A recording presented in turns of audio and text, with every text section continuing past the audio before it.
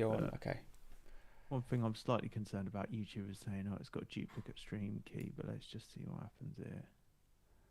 I think mine's live. It's Test looking one, okay. test two. That's looking pretty good to me. And I can see my analytics and I think we're good. I think we're good. We're good here. Yeah. Hello, everyone. Maybe if I double click that, and I need to go on my one actually. Otherwise they can't see my stream. I have to show my screen. You do. I think that's Maybe. good. Maybe like that. Yeah. Your image looks really nice. The quality. It's You do actually as well. the lighting. What have you got? Have you just got like a panel light? I've got a really cheap LED from, which is like right here, just from Amazon. I think it was like 50 quid or something, you know. Yeah. So it hasn't got a lot of settings, but it's got a warm. It's like a warm color. Yeah. I have mine quite high. I can turn it down. It makes it a bit more, you know, Cinematic. That's the look you're going for. There we go, like that. It's almost like the room lights are really low, so you turn your room lights down and then you just have the camera. I've got this back. You can see there's a light over there. There's like one of those Edison bulb lamps, and then a little purple light there. So yeah, we're looking good. Hello everyone, welcome to Track Feedback Livestream with me and Groovin and G with prizes this time, George. Right? Yeah. The winner is, you know, we're going to vote. Hopefully we're going to vote with everyone for the best track. Yeah, I think like we potentially, depending on like what the votes and like numbers are looking like, we may run it for a day or two afterwards as well. George, I don't know what you think about that. Yeah, maybe for a week until next weekend or something, or over next weekend. That? And then... Yeah. I like the sound of that, and then people can just listen back, and we'll keep the poll live. And then we'll top up the numbers next week. With the poll, can anyone who watches the video vote on the poll, or is it just Patreons? Yeah, I think what we can do is we can either make a vote public on Patreon, or we can make a vote public on YouTube, and we can both just keep those like running and then tot up the numbers at the end, like from the different places. Yeah. If needs be, or just one wherever we decide to put the vote, if you know what I mean. I think that's a really cool idea. Also a good maybe testing ground, because we're thinking about doing this compilation with all of our Patreons and kind of doing a release. Maybe these will hopefully turn into sort of vinyl releases eventually, but we're going to start with just an online, maybe get some cool visuals for it and do like a big compilation of all the best tracks of our Patreons. And we're going to try, I think, and maybe vote for the tracks that make it in, to make it as fair as possible and sort of let the people decide the songs that make it in. So maybe this can help us kind of figure out that process. Yeah, I agree. The best way to test it is to do it, isn't it? So, yeah, love the sound of that. And, well, we'll get cracking because we've got, like 12 tracks to get through. Yeah. So... yeah, we're just going to listen to them in order and then offer some thoughts. I'm sure the chat will have thoughts as well on both your stream and my stream. And, yeah, let's dive in. They were so good last time. I'm sure we're going to have some crackers again. Yeah. I've already was giving them a little listen this morning. So I've got the majority of them lined up in iTunes, in Apple Music. So we don't have to look at anything. And then there's a couple that are SoundCloud links where the download wasn't enabled. So we'll play those from in SoundCloud, and we'll tick those off as we go. There, as part of it, we offer people the chance to like offer some like thoughts about the music or like what they're struggling with as part of the submission. So I'll just read those out before we play it. George, do you reckon? Yeah, go for it. Cool. Okay, we'll get going with the first track, which is this is from Sparchaeopteryx, and it's called Ableton Tracker Jungle. I've just called it Tracker Jungle there. And Sparchaeopteryx says, constraints breed creativity. So off the back of watching way too much Amiga Jungle on YouTube, I thought I'd try and twist and warp Ableton into something approaching an old school tracker. 4 tracks only, and only 4 sounds playing at a time, with banks of Amigo samplers in instrument racks, and per note chain selector automation to trigger each sample, no cheating. The only trouble is it's got me eyeing up the polyend tracker now. So Sparchaeopteryx is in the chat as well. I love that concept. Yeah. That's what I was trying to get my head around that. I'm reading that anyway earlier on, but you did something similar when we had that live stream, didn't you? When you tried to use Amigo like I was in Renoise, but you were kind of fighting it a little bit. Yeah, man. I don't think I quite got it. This sounds like Sparchaeopteryx sounds like he's done it better than I did. But yeah, we'll give it a listen now then. So. This is Tracker Jungle by Sparchaeopteryx, and we may need to tweak the levels a bit as we go, but here we go.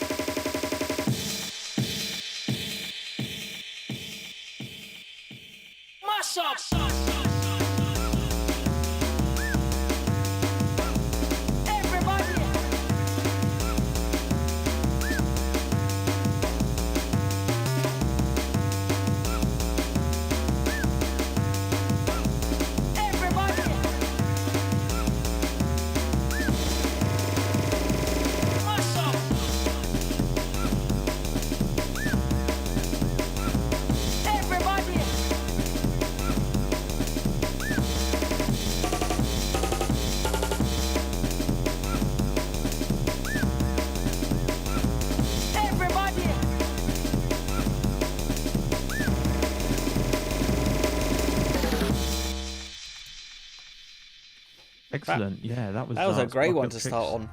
Tracker Jungle. Just before we get into that, how do you stop it auto playing? It will be it will look like a loop button, won't it? Not the shuffle. Did we had this problem last time, I think, didn't we? I can't remember. It was almost like when you clicked on it. Yeah. Yeah. Play, shuffle, play next.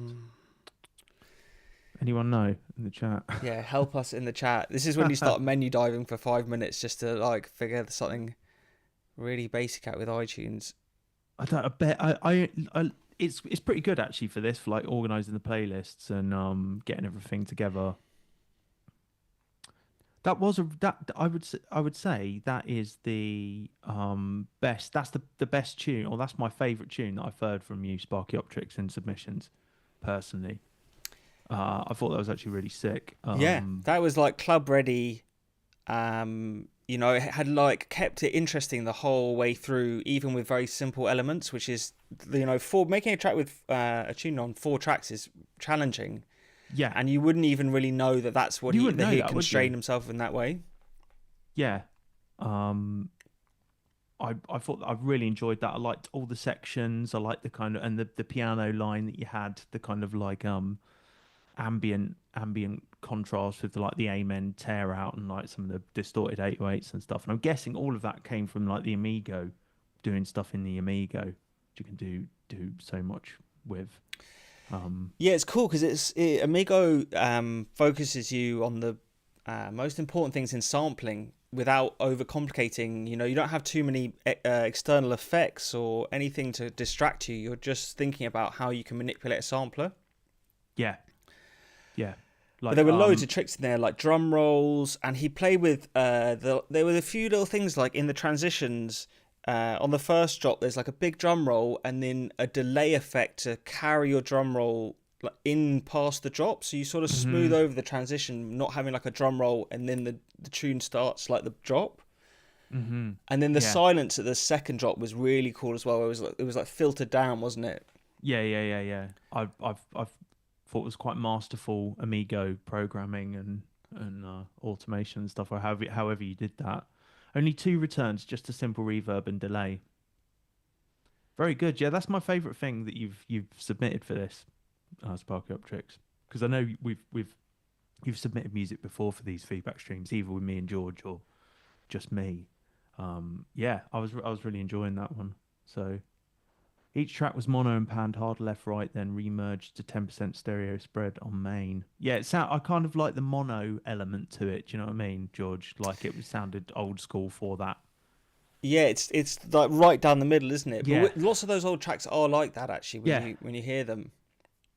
Yeah. Which probably makes them sound good on a club system because they sound as identical to how you kind of know them. Yeah. Absolutely. So before we just see if we can turn this off. Section and transition of breaks before drop is nice. Crash with breaks and filter before drop. Yeah. Just those little tricks in the transitions and little drum fills and bass fills towards the end of the bars. Like lots of those things help you. Sometimes I think you're like reaching for a new element when actually you just need to make the things you have a little bit more interesting. I thought them. Yeah, absolutely. Like use exactly as Sparchaeopteryx has said, constraints breed creativity, and yeah, I couldn't agree more. You can always add stuff, but it's knowing when to stop. That's the real artistry, isn't it? Yeah, knowing when enough's enough, or like what boundaries you're going to set, and you're going to work with those. That's when creativity thrives, I think, for me anyway. Yeah, it's not having too many options. Option paralysis, isn't it? Yeah. Sorry, newtypes just put to stop Apple Music from automatically playing. Tap the song at the bottom of the screen, tap the playing next Q icon, and then tap the auto. Right, what like here? Here. Oh, Sparchaeopteryx is in the track. He said, "Thanks all." Well, your tune was awesome. So, only good things to really say about a song like that. Yeah, thank you. Okay, we'll figure it out. Thanks, Newtype. Next up we have Newtype. We ready to move on, George? Yeah, let's do it. Yeah, let's get cracking. So, Newtype, like, how much can I say about this tune just before we get going with it in terms of like release and stuff like that? If you could maybe just put in the chat like what are the plans for this one in terms of its release. Yeah, cool. So this is coming out on I'm not sure of his surname, Lee something from Future Engineers, the duo Future Engineers. His label or his new label, Alpha Sequence. This is the first release on it. I believe I'm right in saying, yeah, Transference. Thank you, Future Engineers label. Cool. So we'll give this a spin. This is Himiko by New Type.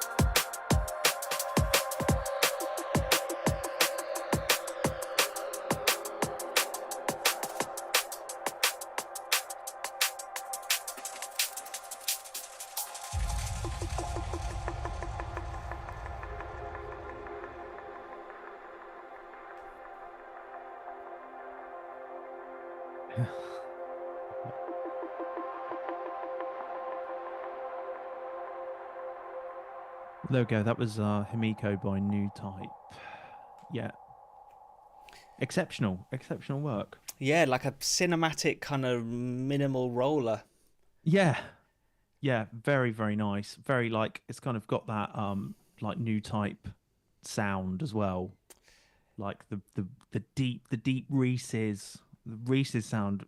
Yeah, amazing. The chord progressions as well. I was loving those. Yeah, it's I so thought it could clean almost be and like a precise, burial isn't it? tune. Sorry, what were you I saying, said it's George? so clean and precise. Yeah, His music yeah, and really well mixed. I think we said last time the mixing was so solid, like the yeah. way it all fits in a kind of space in the arrangement. He's on a good hype at the moment.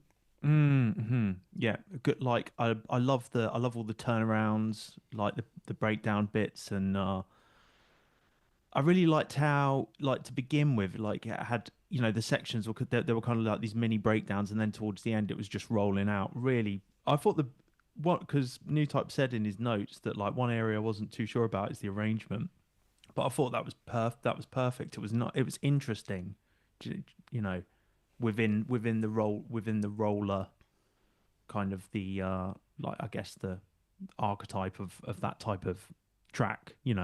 It was like subverting the form a little bit. It was cool, really cool. Yeah, because to keep your attention for 6 minutes is not always easy, and you're never bored listening to that track. It's also I think he used automation really well. You could hear it on the bass, the way it would like open up towards the sort of ends of the 8 bar or the 16 bar, which is different. Like Sparchaeopteryx was using maybe more rolls and things like that and break effects, whereas this is new type.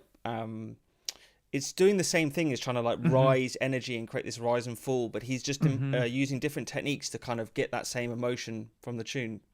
Yeah, 100%. Like, just I guess like that you hear that in dance music across the spectrum, really, don't you? Of like, well, and perhaps all music, but like there's ways of like setting up setting up a thing and then messing with people's expectation of what's going to happen next. They want to hear the thing come back, but they're not sure if it's going to come back, and then it comes back in a different way. Kind of expectation and tension and release. These kind of like really cut the cornerstones of like good music, and that can be achieved in so many ways. Yeah, So many yeah, ways. definitely. There's someone actually said, what would you say constitutes a roller or rolling track? And it's actually quite a hard question to answer. I'd say someone like Caliber makes the ultimate roller Yeah, tracks, which yeah, it is quite minimal, the music. It's sort of capturing a groove and really staying in that pocket and not trying to change things too much, yeah. which makes it Um, the opposite of something like breakcore, maybe, which is trying to do something completely different and throw lots of information at you. A role, like I guess, is like trying to play on the least information possible sometimes. Absolutely. And like really for me it's like a dance floor thing as well. Do you know what I mean? It's like those tracks are just great to either listen like played at the right time of the night or the kind of thing that you listen to at the end of the night almost. Do you know what I mean? It's like um they're almost psychedelic in a way because they're like hypnotic and trance like, and a bit like they take a lot from techno Mm. in my mind. Um So George, I'm just setting up the poll now in the chat. Yeah. Oh So yeah. if people just give me a minute to copy and Okay, you paste can these do them. up. I'll keep talking about rollers. The So can, I was gonna. It's more progressional style of music. yeah, And it works on the dance floor and maybe on the radio and things like that because your ear knows what's coming. So for people who aren't as used to this style of music, I think it's like a easier step for them to listen to kind of rolling drum and bass and maybe more commercial stuff than it is to listen to really heavy jungle tracks, which are much more chaotic in their kind of groove and yeah. arrangement and things like that. Yeah. They're more hyper in a way sometimes, aren't they? Yeah, Um. So I think this is only giving me. I'm only allowed to add yeah, four deep. It, options to it this does file. definitely has some similarities with dub techno and things like that. Yeah, 100%. And I love that sound because I love dub. Um. Right, okay, George. So I'm only allowed four options in this poll, so I might just create. Should I create one on Patreon and then people can just go there and Yeah, vote there? we'll do the polls on Patreon, and you might be able to do them on the community space on YouTube, because you Yeah. can do polls there, I think, as well. So maybe we just do them in that way. All right, that sounds good. So, like, why don't we get rolling with the next tune? Should we do that? Get rolling with the next tune. Yeah, let's keep rolling. So this one is from Salou, and the tune is called Fireburn. We do have some notes here from Salou. A track made just for lols with a bunch of reggae ragga samples that fell together. Wanted to make something away from my general chill atmospheric stuff, something that people might actually want to dance to. And Salou is like the brains behind the label Dream Schemes, and which I've released music on, and he's been steadily releasing stuff all year on that, and has got some big plans for next year as well. So, but he doesn't promo his own music enough, so yeah, we're doing that now. This is Fireburn by Salou.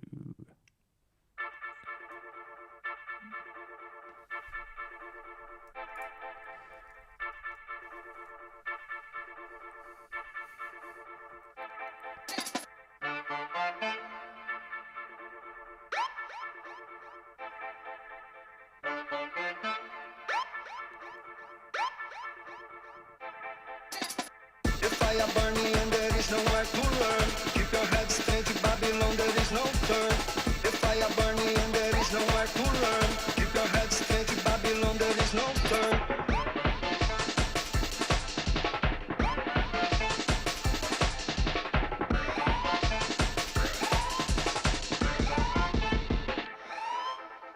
The fire burning and there is nowhere to run. Keep your head straight to Babylon, there is no turn. The fire burning and there is nowhere to run. Keep your head straight to Babylon, there is no turn. The fire burning and there is nowhere to run. Keep your head straight to Babylon, there is no turn. The fire burning and there is nowhere to run. Keep your head straight to Babylon, there is no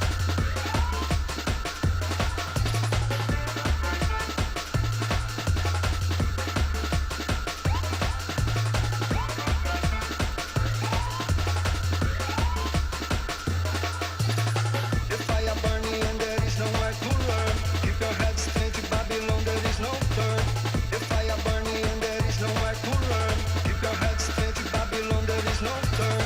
The fire burning and there is nowhere to run. Keep your head straight to Babylon, there is no turn. The fire burning and there is nowhere to run. Keep your head straight to Babylon, there is no turn.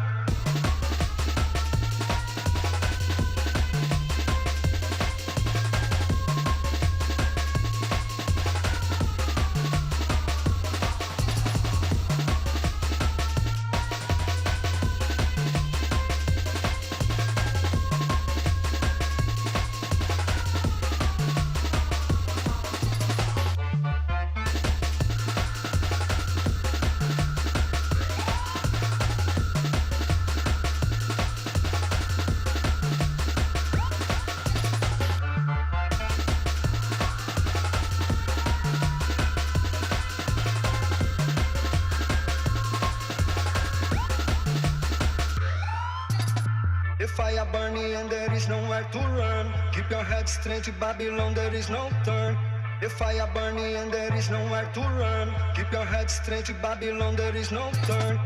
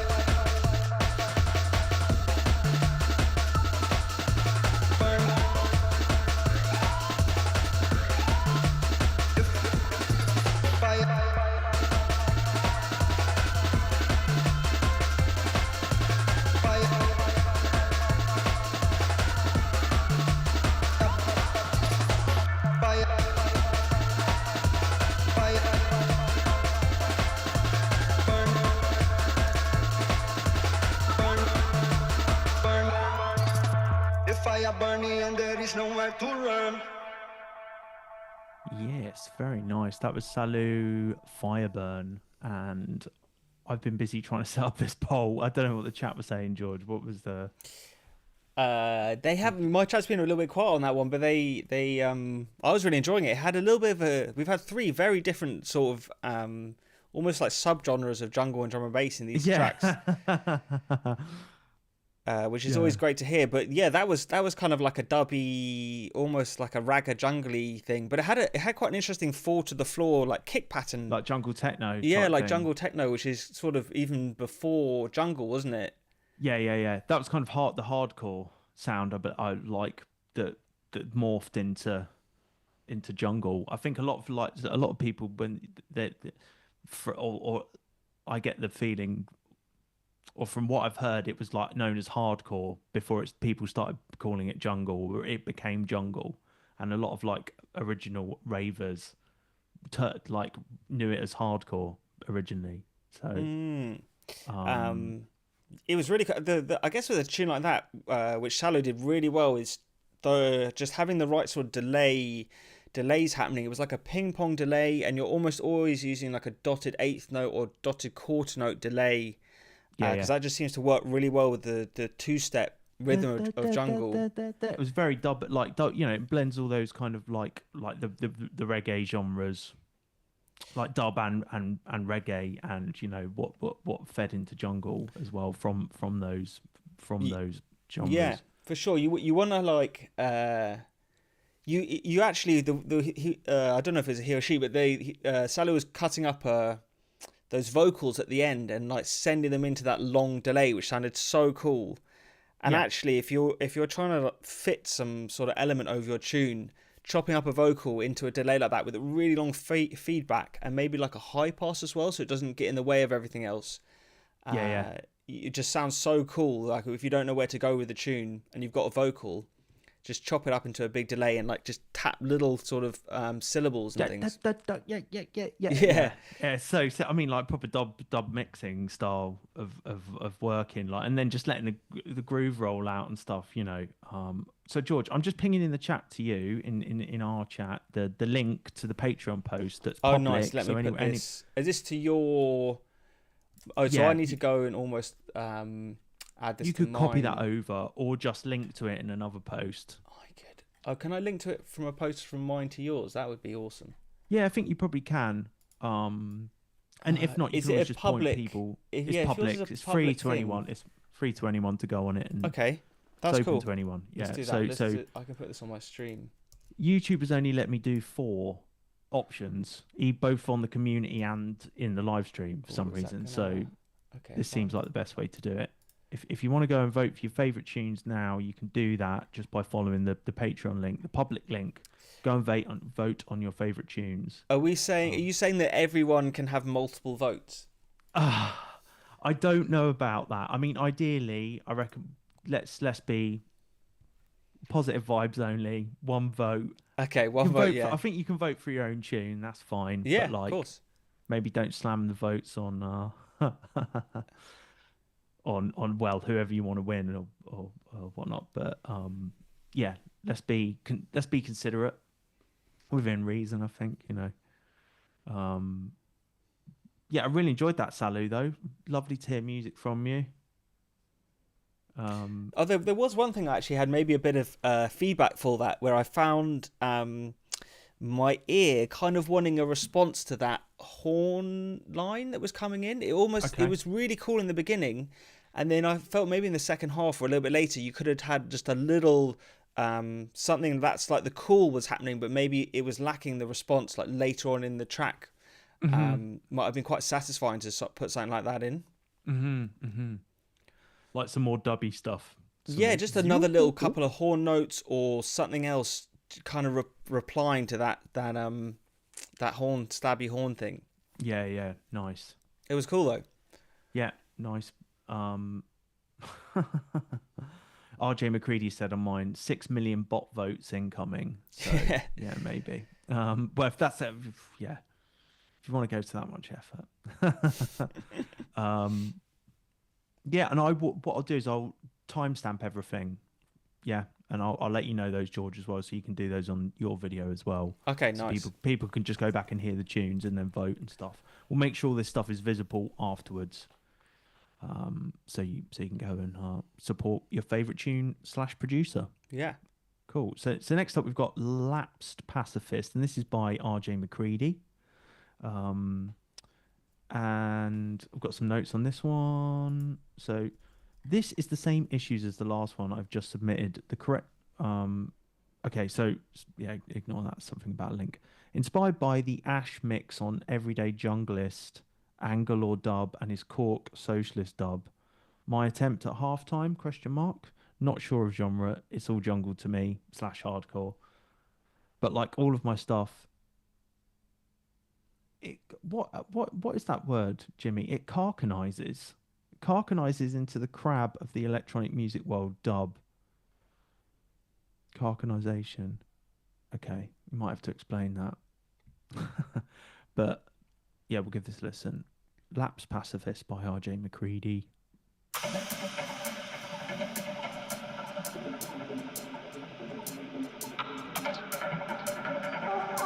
Is this too hectic, the visualizer? Are you doing it live or is it? It's iTunes. It's all right, yeah. Yeah, it's okay.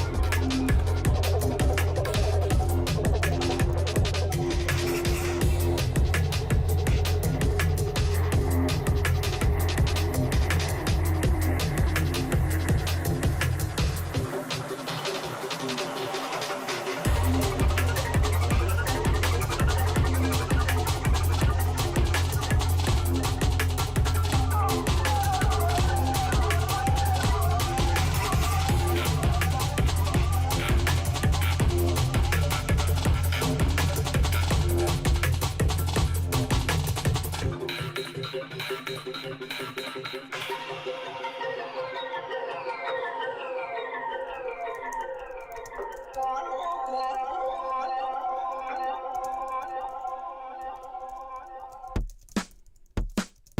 I think we're on to the next one. Stop that.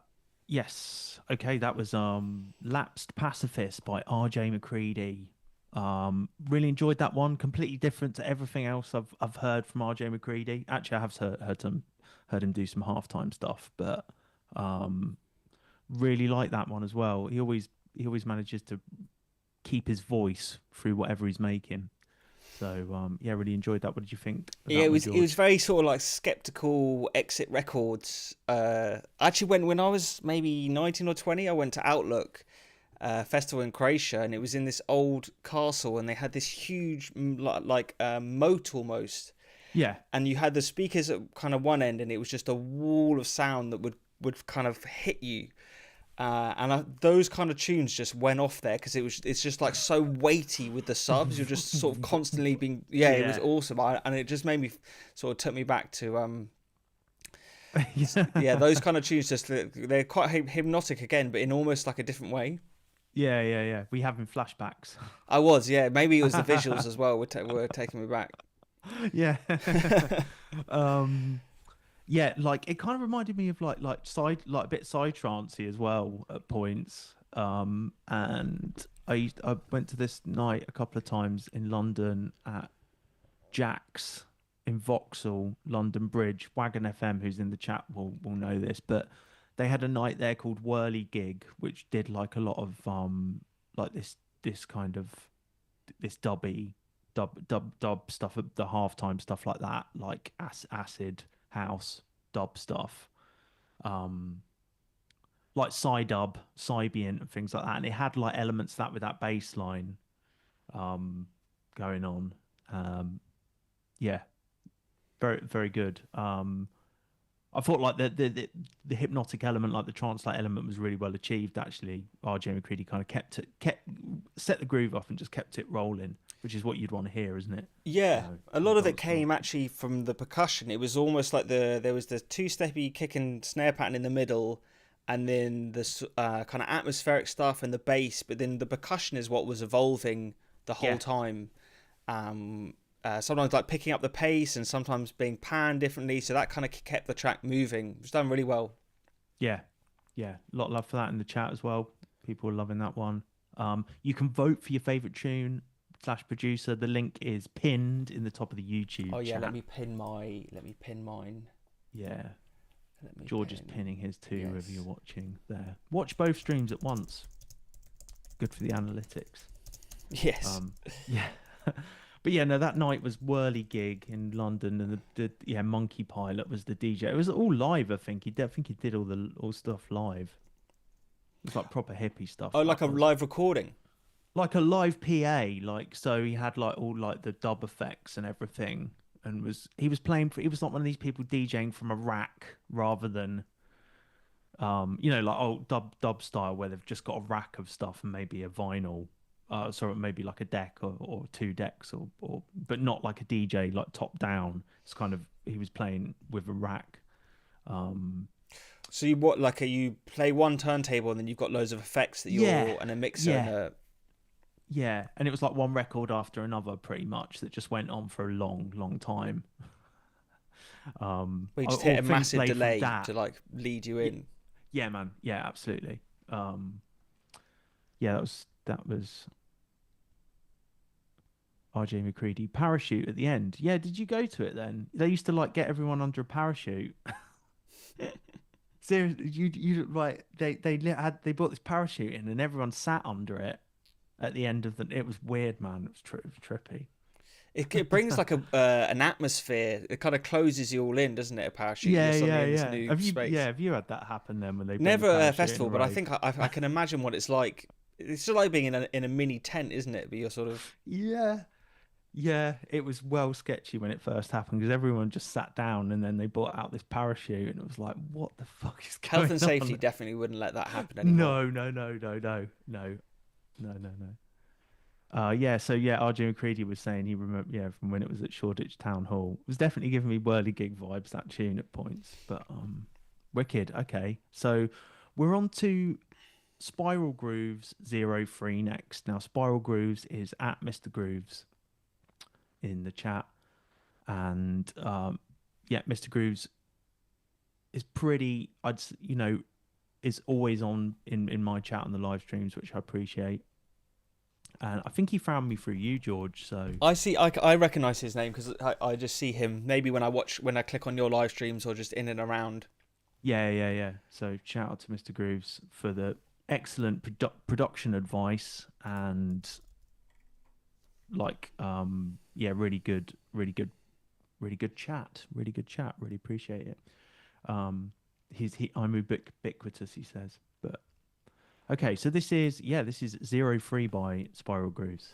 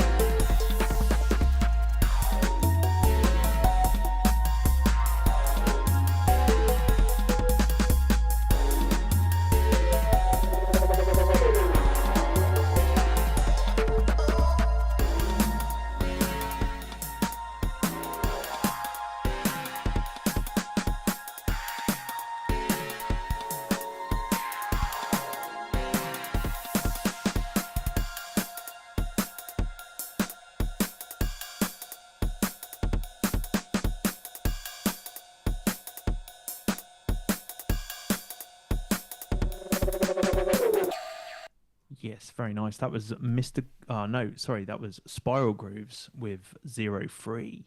And I didn't read this before we started, but Spiralgroove says this is an older tune, but I'm pleased with how it turned out. And in the chat, he's added that it was all made in Ableton 7 from scratch, apart from the vocal sample. So I'm guessing that's all the synths, all the drums and stuff were Ableton 7 sounds, which is pretty sick to achieve that with Yeah, you an could old hear it was version of like a drum machine, Yeah. like samples with a break, but I quite like that. It's definitely probably the hardest way, I think, to do your drums for drum and bass is all with one shots from like a drum machine. Yeah, absolutely. Because the breaks get you there pretty quickly, especially when you do Amigo and you kind of do long slices, you can get that sound. So getting a good rolling groove, which is interesting with drum machine samples, that is definitely it's quite technical actually.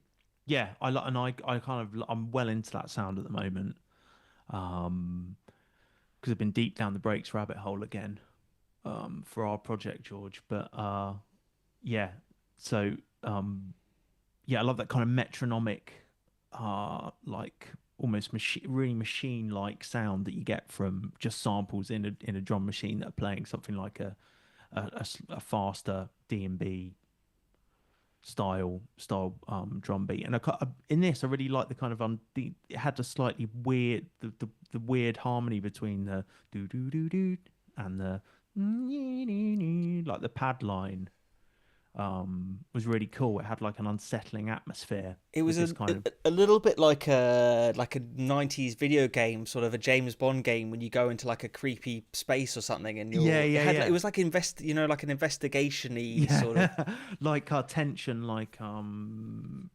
like tension mounting or something building to something like a kind of montage, an investigative montage scene, but better than that, obviously. Yeah, no, it's just funny the way the songs all make you feel sort of a different emotion in some way, don't they? Or you can sort of connect with them in different ways.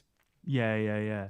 But I sometimes love those tunes that like put you on edge with their kind of the harmony and things like that.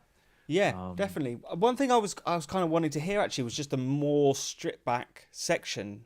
Mm-hmm. Maybe in the second half it was been such a good place where the string kind of just got maybe held on, or the top lead line until the end, but you could have sort of dropped out a little bit more and had, when you take away an element like that, you suddenly have loads of freedom to like mess with the drums more, or do more stuff with the bass and kind of make it more interesting in that way.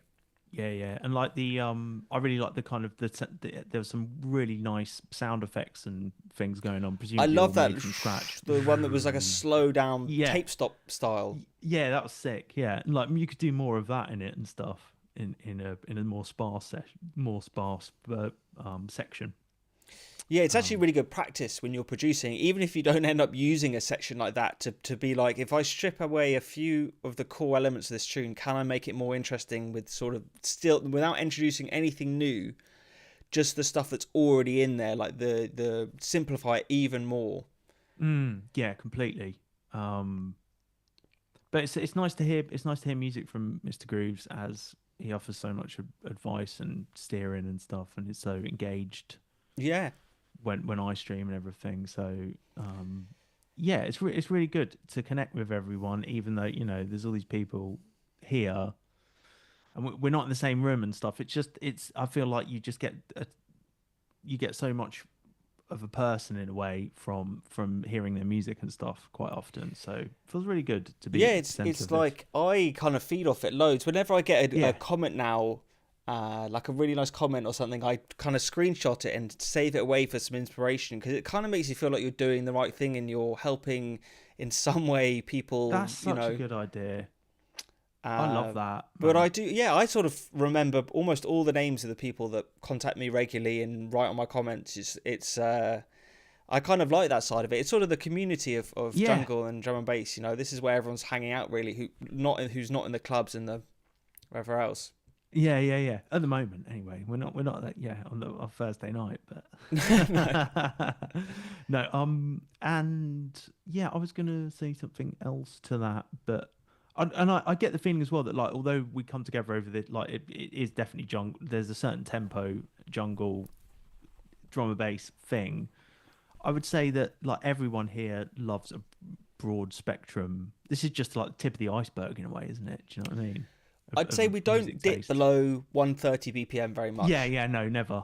That seems to be sort of the threshold. But you're welcome to go up to sort of 200 or wherever. You know, there's no upper limit. It's just there's a sort of lower limit to the tracks.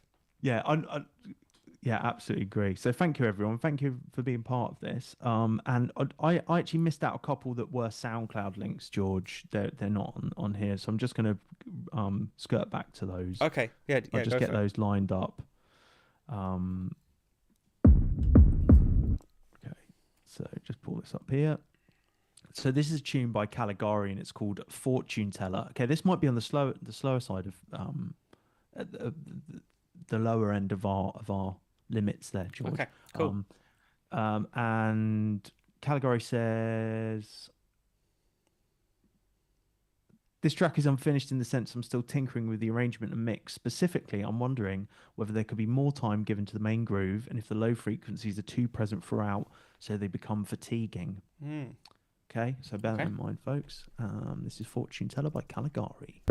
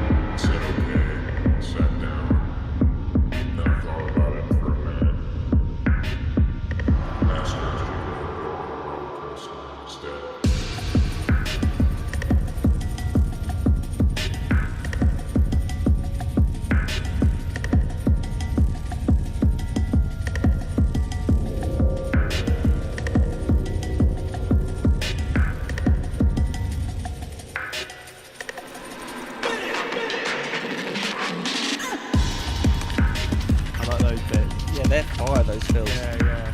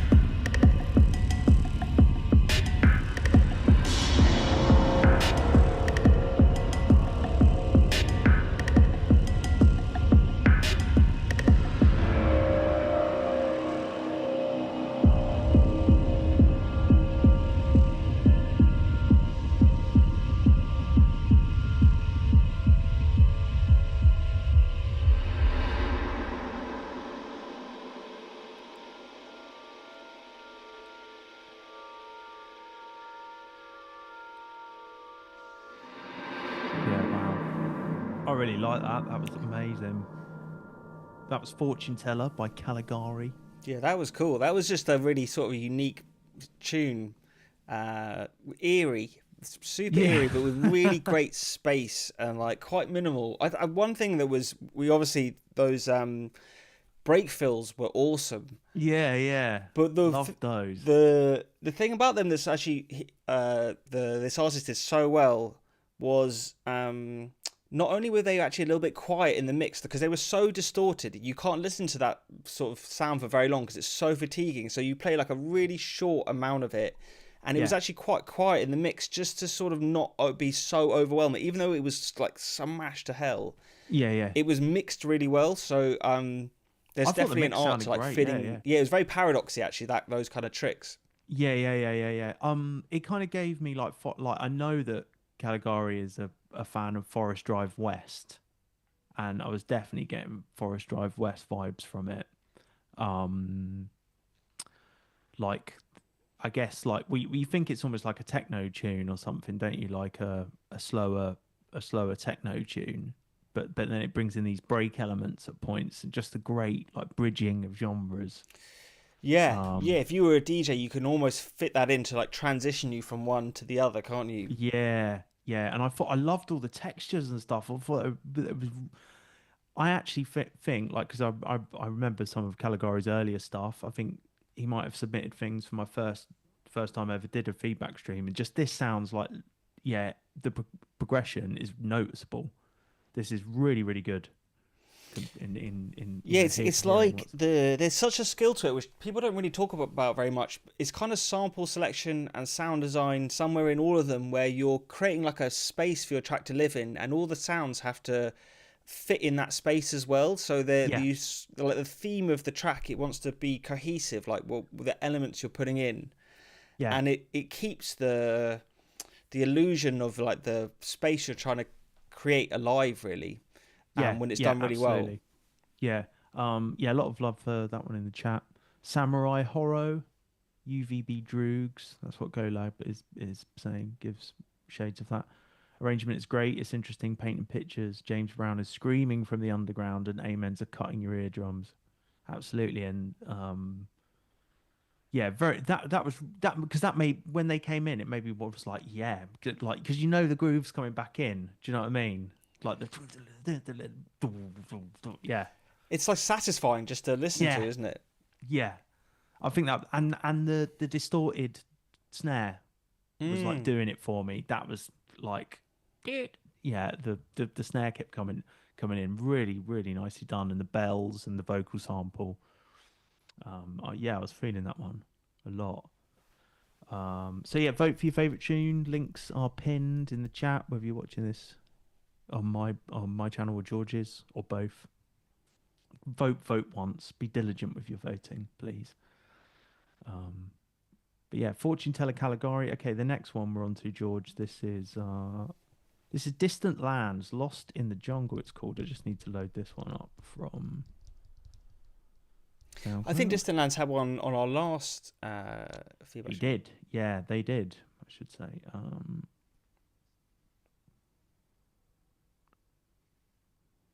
So Lost in the Jungle. Let me just get the notes for this. Got some notes. Hi, Alex and George. I've been going around the houses on a few tracks lately, but can't seem to get over the line. So wanted to go back to basics on this one. An old school rinse out palette cleanser before I go back into the weeds again. I think we all need that. We all relate to that, don't we? All right. So this is Lost in the Jungle.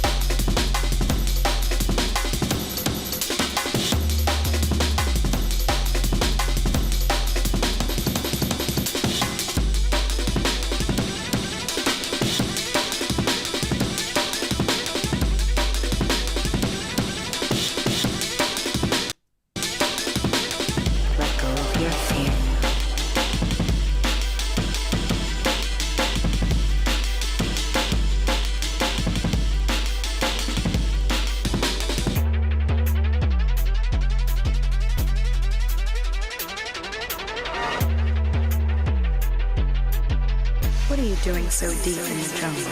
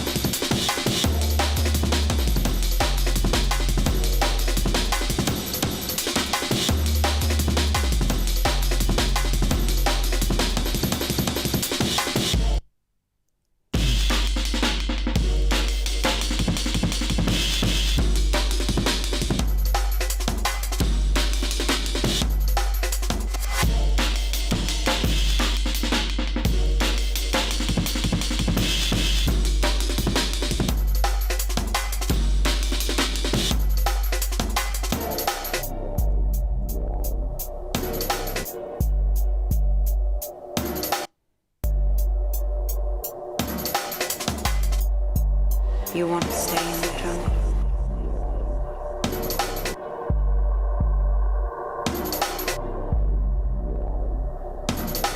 Let go of your fear now.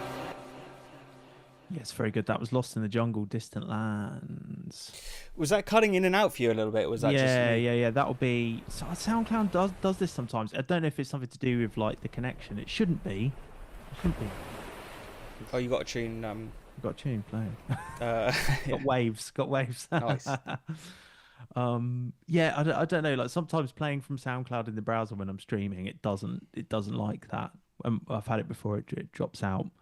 But most of the tunes I've got downloads for, so it's only those two actually. Okay, well, sorry about that, Distant Lands, for your tune getting stopped every now and again. Yeah, what I'll do is I'll link in the description, and I'll give you all those links as well, George, so you can put them in yours. There was some really great break layering in there, and I literally have just done a video on break swapping and break layering, so I love hearing some of this. I mean, I don't know if it's Distant Lands. I know he watches my channel, but I'm not sure if he was when he made this track, but.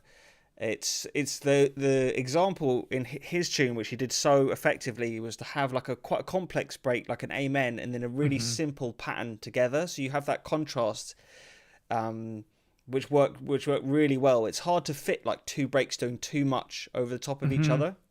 It kind of did that dun dun dun dun dun dun. It like had this accent dun dun that kept coming back and stuff. That was like, yeah, really compelling. Like with the really snappy break, which was great. That sounded amazing, that one. Yeah, lots of break tricks like reversing and pitching up and down. Like even having the amen, and then you in a new section you kind of pitch the amen differently. You don't always have to like use 10 drum breaks in your track. You can do so much with one break once you kind of know a few of the tricks and techniques. Yeah, constraint, less is more. Themes for the evening. You got to put yourself in a creative box somewhere. Yeah, that's what we call the creative box episode. But hopefully that tune has enabled you to move forward with the ones you're stuck on, Distant Lands.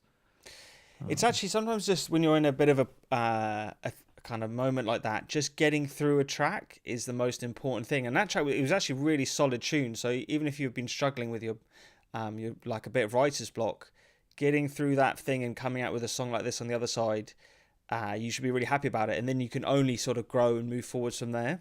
Yeah, 100%. Sometimes it's just about finishing the tune, isn't it? And getting the momentum going again. Yeah, you just get stuck trying to be too perfect, or wanting to make the tunes like the artist that you're sort of looking up to at the top of the tier. But actually, it's all about the kind of personal growth and the just improving step by step, and mostly consistency, just like sticking with it. Yeah, absolutely. But great tune, Distant Lands. You can vote for your favourite tunes, favourite producers, pinned link in the chat wherever you're watching this. And we'll make sure all that stuff is really visible in the YouTube description, comments, and on the community on both of our channels. So go and vote for your favourite tune. The winners get free 3 months of Patreon for both of us. That's right, George, isn't it? 30% off. And some samples, some coupons for some sample packs, and this is the beginning of the prizes, and actually probably a place on our compilation as well. We were thinking is another. Yeah, absolutely. So yeah, vote for your favourite tune, make it happen. All right, so we're moving on.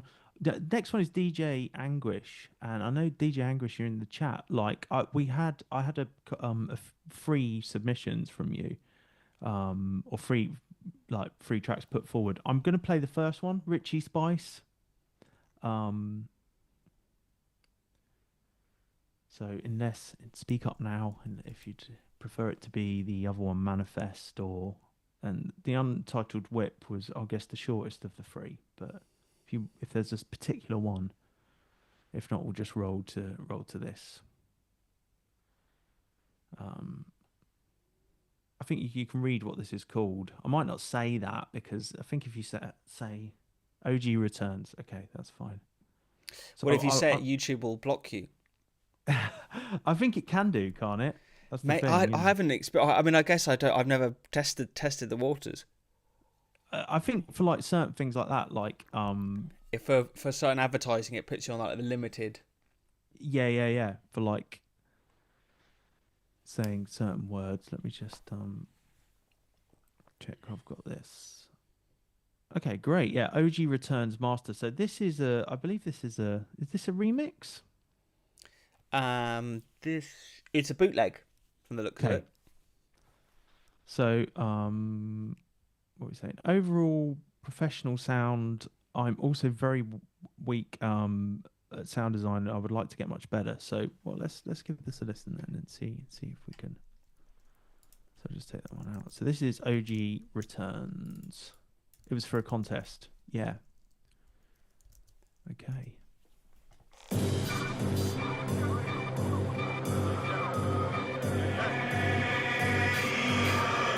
I love the sound of gangster shit. For Renegade Hardware.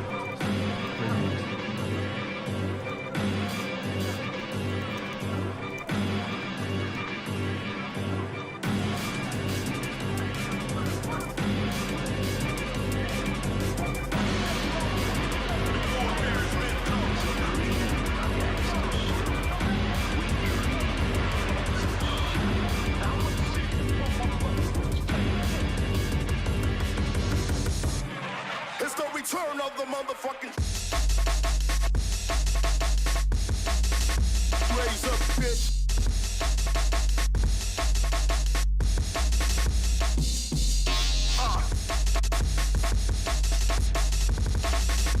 Raise up, bitch. I'ma bust you dead in your ass with this 12 gauge. Raise the fuck up.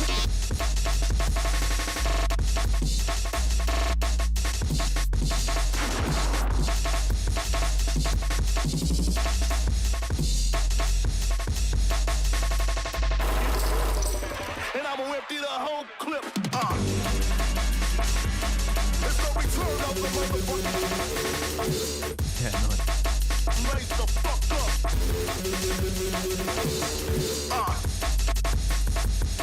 It's the return of the motherfucking. Raise the fuck up.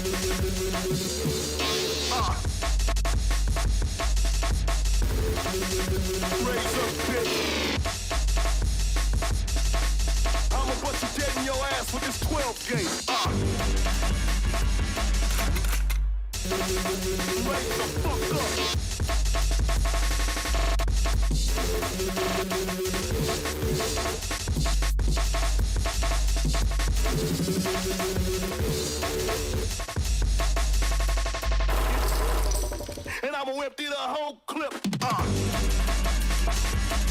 the return of the motherfucking. Raise the fuck up.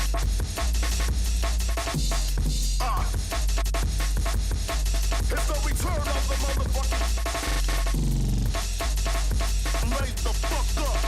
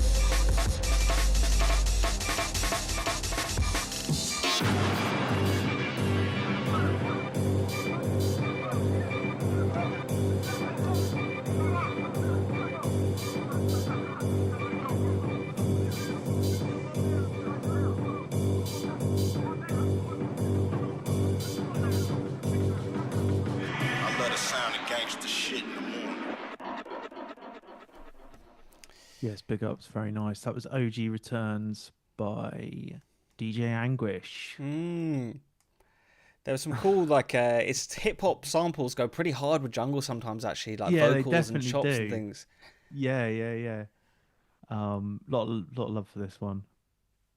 Yeah, I thought like just the kind of no nonsense amen action with the hip hop samples,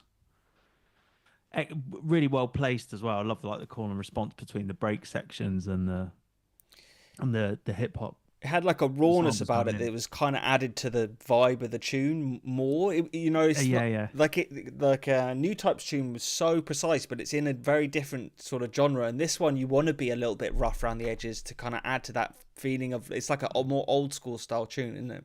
Yeah, like the really abrasive kind of resound that came in as well. That was like doing it for me. That was like just what was needed at that moment was this. Yeah, really sick. Yeah, the drum rolls were cool, like the velocity sort of drum rolls, and lots of almost they're like 30-second note rolls and things like that in there. Yeah. I love the staccato amens. I thought they were really nicely done. He said, DJ Anguish, I know my amen is not as clean as yours. I mean, I don't know. I think they sounded pretty tight. I like the tone. It had a good snare. Like, it's all about how the sort of transients come through a little bit, isn't it, on the amen? Yeah. I mean, like, in terms of mixing stuff like that, like, because I know that's what DJ Anguish has mentioned in like the notes for this one and for the other tune. Have trouble getting my final mix to sound as good as professional tracks. I think it's actually quite difficult sometimes to get like an amen and like a sub bass. They're gonna have a particular sound together sometimes where like the amen doesn't have much bottom end. Would you agree, George? Inherently, depending on how you've tuned it, but particularly if you've like repitched it or pitched it up to get it to work at the tempo of a faster tune. So, which gives you space for if you have a big like re-space or something, then you almost need that, or big 808 bass. Yeah. By pitching up the amen, you kind of take it out of that frequency range of the bass a little bit more. Yeah, and then so sometimes like I guess it depends what sound you want, but like if you want that kind of like it can be easy to compare it to like D&B now, which has a much more like kind of full sound across, like in terms the kicks are a lot weightier because they'll often be like synthesized kicks, or the kick will have a lot more low end than you'd get from like just the amen on its own, particularly when it's been repitched with a bass. So I think the way jungle hits is a bit different to like D&B sometimes. And yeah, it's really hard. Like if you have a big respace or a big 808 bass and an amen, and even if you're just using those two elements to get something that's mixed to sound as like professional, or it's really challenging because you've got so many frequencies going on that are clashing already. Yeah, you have to sacrifice a lot to get it to sound kind of clean and loud, or whatever you're trying to get to. But then you almost lose too much trying to get there sometimes. Yeah. So the goal isn't always about getting it to like minus whatever lufs level you're going for, like -7 lufs or something. Yeah. You just 100%. want it to sound cool. Is like all those old tunes, they're just going for vibe, aren't they? Yeah, and I think the vibe was on point for this one. Yeah, I agree for sure. So big ups. That was DJ Anguish, OG Returns. Vote for your favourite tune. Linked everywhere. Thank you to everyone who submitted tunes. It's it's really great to be at the doing this for everyone. So yeah, we'll move on now to this is Firebrandboy. And the track's called Groovin. We've got some notes from this one. I will quickly say Firebrandboy actually has lent me a M8 tracker very kindly I've been practicing with. I've just been doing sort of an hour every evening, getting to grips with it and just learning the instrument. And it's really cool, actually. It's sometimes you feel like you should restrict your workflow, and we talk about limitations and stuff like that, but also just learning an instrument that you're enjoying and having fun making music and kind of expanding your understanding of it or learning a slightly different way can also be really beneficial. Yeah, 100%. Like I got DJ RJ Macready gave me like a version of the M8 on a Raspberry Pi thing. Not the full. I presume you've got the actual box, have you? Yes, yeah. Yeah, that looks really cool. But like, so I did have a go on it. I did a live stream on it actually randomly, but it was like that. It was like approaching music from a different angle. And sometimes it could just be by learning a new instrument or a new workflow. You kind of you look at things from a different perspective, don't you? Yeah, definitely. Like the biggest one with trackers I found is everything happens on a step level. So most of the time you've only got 16 steps in a bar, which is the resolution you work at. And so with automation and effects, you've got like less kind of options to do stuff. And so it just kind of limits you a little bit in that way, but it has a sort of sound to it. Which is a little bit rougher. Probably one of the things why people always say it sounds like a tracker is because you're doing everything in this like stepped way, which is the same as the M8 and Renoise and the Polyend tracker. Like all of them kind of work in that way. Yeah. I got an Irish low-D whistle. I was telling you, George, didn't I? That's kind of doing it for me at the moment. Learning to play that. So we've gone down completely polar opposite. We all were obviously both thinking we needed to expand our musical horizons, and Alex has got like a clarinet or something, isn't it? Similar to like a clarinet? Yeah. It's similar to that. I mean, it's like, so like a penny whistle, like Irish penny whistle. Yeah. It's like that, but bigger and lower. And it's the D below middle C on the keyboard. I think it's what you hear in Titanic. The My Heart Will Go On. How's your like skill level playing it? So the interesting thing about because I'm a guitarist by training, if you like, and I have learnt to read music and all that stuff. Whatever it is, it's just and because you've only got 2 octaves of D major, essentially, it's really just a question of learning how to play the notes in the right order and the mechanics, if you like. So it's all in scale basically from the get go. Yeah, it's from D to 2 octaves. Because I will say, I think in lockdown, I got some Facebook marketing. They just one of those things that popped across my screen at the wrong time. And I bought like a saxophone that the guy was absolutely shredding on the advert for it. Yeah. It looks similar to what you've got actually. And I couldn't even make it make a noise. And maybe that was, I didn't put enough effort, but I did spend a couple of hours trying to sort of like figure out how to get my mouth in the right, and nothing was happening. So. And what instrument was that? Sorry, I don't know if it was a real instrument. It might have just been some dodgy sort of marketing that I bought. It had like a saxophone kind of top on it, but then it was a plastic sort of, maybe similar to what you've got, but then maybe you're just a more talented live instrumentalist than I am. Yeah, I mean, you can get a tune out of this quite easily because it's literally just blowing on a pipe. There's no reed or anything. Yeah, so the reed is what I couldn't work out. Yeah, and the reed is a whole thing in its own right. Have you tried sort of running it through a big shimmer reverb or something like that back into the? That is next on it. That's next. At the moment, I just kind of want to play a tune on it and do some and I've fallen down a bit of a low D whistle hole with it, like listening to loads of Irish music and like Irish folk music and pub sessions and stuff like that. But that gives me the change I need, that when I come back to like making, wave music or jungle, whatever it is, that it's like, it's fresh again. Because I've been on a low D whistle detour. And you probably will have learned a bit of melody or lead lines. That you can bring in. It's funny when you're into music, you only need like a little nudge to just fall down a rabbit hole. Like some people probably know that I've been using Strudel recently, which is like live coding for music. Mm-hmm. Yeah. What started as like, I'm just going to spend 2 hours trying to figure out this program. Suddenly 2 weeks later, I'm like, I've been locked in all weekend, just like furiously trying to figure out how to live code for music. So you just, when you love it, you just kind of fall into these, which is good, really. It's like, that's what it's all about. That is what it's all about. And that's what, like, you're doing music. You're just like, it's and you know, you're not a one track person. You've got many interests, and these all feed into what makes you unique as a producer.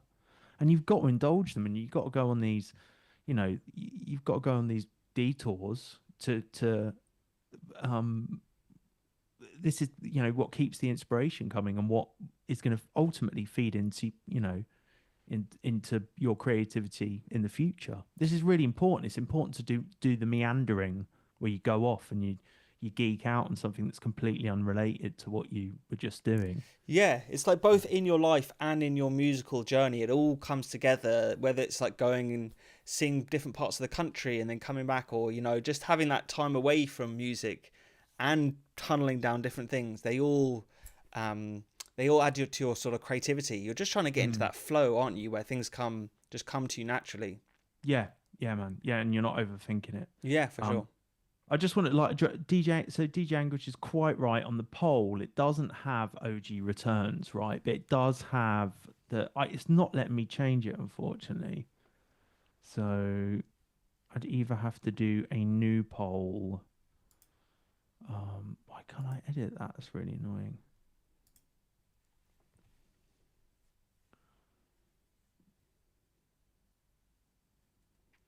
Oh, what, to add another? You can definitely edit your with the dots, can't you? Will it let you edit the poll? It's only letting. So what's it saying here? Can I maybe just like? You definitely can edit the poll, because I've done them before on. Can I end poll now, and then can I edit it now?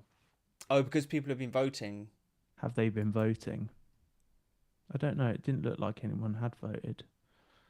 Sorry, guys. We'll get back in a sec. Just give us a...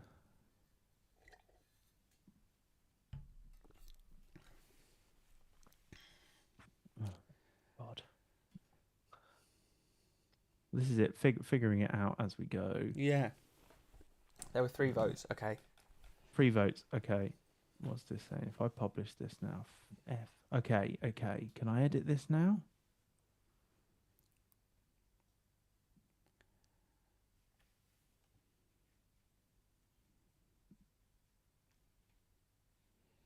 Well, what I would say is, if DJ Anguish, if we just get people to vote for you rather than the tune, so it's not Richie Spice, it's OG Returns, but DJ Anguish. So I'm just going to put a note in the comments here, right, and pin it. So, and everyone's hearing this now, and I'll make sure it's clear in the YouTube video afterwards. So would it not let you add it to the poll? Have I done it? Hang on, let me... Oh, I can see. Can you see? I can see there's been... So there 4. has been. There's definitely been. What I might do is just do another poll. There's been 4 votes. Yeah. If you just screenshot what's happened already, and then just... we can do that. Go again. People can always vote twice. They can. Some of them might have left. There's always technical things. It's like, that's just the name of the game, isn't it? At least we've got the stream running and the mics working and things like that. I think we're pretty good at riding it out now, George, wouldn't you say? So... Yeah, I would say we've probably had sort of 6 or 7 things, live streams, and pretty much every other one there's like something that's happened. Yeah. Either in our lives going on, or in the technical problems, or whatever. So this is actually going pretty smoothly. This is going well, isn't it? So someone wants to know how to submit a track. You submit a track on either of our Patreons. We do every sort of 3 or 4 months. We're doing these live streams, these feedback streams, and we really enjoy them. So we're going to keep it going, and then we're actually trying to do a compilation as well. So the feedback streams are sort of feeding into releases. We're going to combine forces. We certainly are. Yeah. Thanks, George. Keep it rolling. I'm getting there. Okay. Yeah. So that's like the main. What else is on my mind? Should I just keep rambling while you... Well, can't you talk more about this like coding thing? Oh, I can definitely talk about Strudel for sure. It's essentially, how do I break it down? It's like algebra for music, which doesn't sound that appealing to most people. But I've always struggled a little bit with the melodic side of music production, and maybe melody and harmony. I can kind of get around it with sound design and lots of techniques, but maybe left those things. I'm just not as interested in them probably. Yeah. And so I've felt that I needed to add some more of that to my arsenal, and so I've got this. In Strudel, you kind of create lots of event information, so either rhythms or note data, and then you would like lock them to a scale or to a kind of grid. So it's kind of like modular hardware a little bit, but it's free and it's coding. And it's very experimental, but I feel like at the bottom of this rabbit hole, there's going to be something really cool I'm going to find out, whether it's for break chopping or certainly for making amazing ARPs. Yes.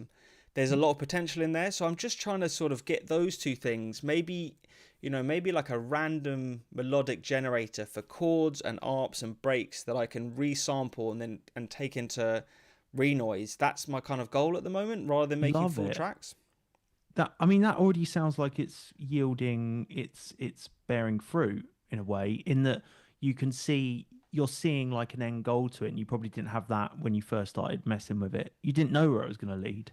Yeah, I think I've been talking on Patreon a lot about helping people finish more music, and one of the things I always feel as creatives, we're told a lot to just like trust your gut and go and make music, and even if you're a beginner, just sort of like feel out the process. But I also think sometimes it's like a skill problem, where if you just add a few more tools to your kind of your kit, then it will just help you flow more and the process become a little bit easier with less obstacles. So yeah, I guess I'm not trying to. I sort of asked myself a little bit like, what are my strengths and weaknesses as a producer, and I'm trying to sort of focus on my weaknesses a little bit more than always pushing my strengths forwards. It's kind of the.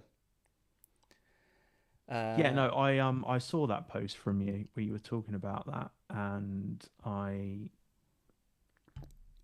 completely agree. And for me, like, that was definitely like bass stuff and breaks for a long while, and I think I know where my strength, like, in a way, like, it's easy to be dismissive of your strengths, isn't it? Sometimes in that you just think, oh, well, anyone could do that. Anyone can do, but that isn't the case. But then I think you can yield some or make some really interesting discoveries by just focusing on the things that you find difficult. Yeah. And that you have a tendency to avoid or look for workarounds with, you know what I mean? It's almost always like mixing or mastering, of course, yes. Arrangement, music theory, like these things that lots of people struggle with, and you don't need all of them, but a little bit of some of them can really help you, especially if you're struggling a little bit as a beginner. Like, I don't know about you, Alex, but it took me years of production to start making songs that I liked more or to become more confident as a producer. 100%. So you have to sort of struggle through the process a little bit. I still don't feel there, to be honest. You know? Yeah, it keeps going. It's a never-ending sort of. It's you're always the tune you're working on now is always the best thing you've done, the one that you like or whatever, or like you working with Strudel is the most exciting thing that you've done, and it's going to yield your best work. It's like that. It's always the next thing. It's like it's the next novel thing that you're most fascinated by. And I listen back to stuff from a while ago now that I've written, and I'm like, actually, I get a vibe from it and stuff, and I think I was true to myself, true to my creative intent at the time. I think that's about as good as it gets, is that you made something honest. I mean, the one thing I think is really impressive that you do is you make it all live in front of people in a couple of hours. You come up with all your ideas quite often, yeah. Which that's a skill in itself, to be under that pressure and sort of be able to adapt to it. Thank you, George. Thank you so much. I mean, like, what you're talking about, this programming thing, like, that is just not, the whistle is what's exciting me at the moment, and I can't wait to hear you shredding this thing on a stream. You just get a big W delay like we've been talking about and a shimmer reverb and just send it through the It's got a lovely tone. It's got a really, really lovely tone. It's very resonant. It's very breathy. It's a bit like, something out of Dune, out of the film, like Hans I do Zimmer like this, score. the wind noises that Hans Zimmer, Yeah, that the special. duduk. Yeah. Yeah. Like I and it's completely different. I've never played something where I have to blow in where I have to blow through a pipe. You know, it's all fingers. It's all like playing just fretted instruments or piano. Can you vibrato it? Yeah. You Is can that do, with like, your finger that you kind of slides and tap it shit. on and off, or is that tremolo?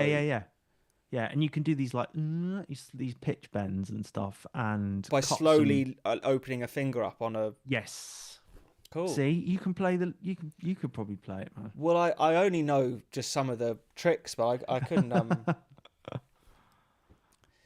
Yeah, but okay, right. So we've got back. Well, I think we're back on track now. The vote. If everyone could just check that voting link works, it's got the updated track for DJ Anguish.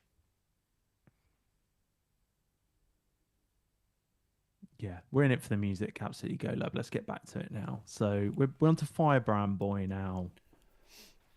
Bringing the Firebrand gear.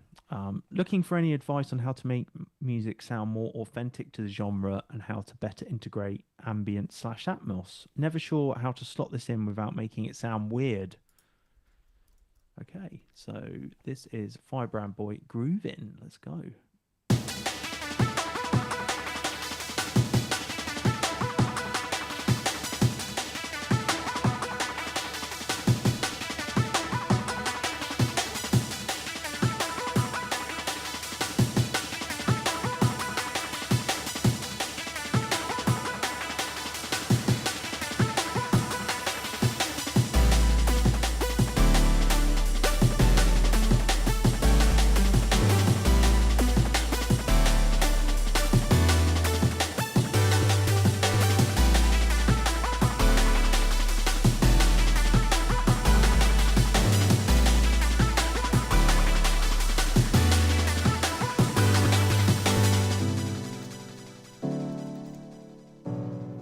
It's got like virtual racer vibes.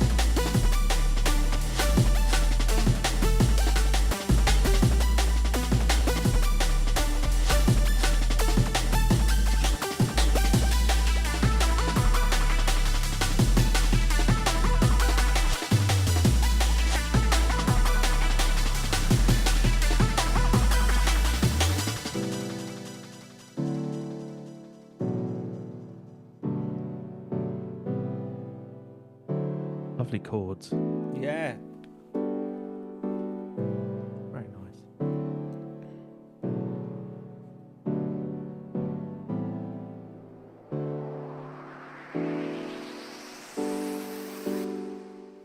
Yeah, sick. That was Firebrandboy with Groovin, and I thought that was Groovin. What did you think of that one, George? Had a great vibe. He said this is the tune Firebrandboy put on the M8 tracker, which he sent to me to learn from, and he said the track is called Grooving and it's in G major.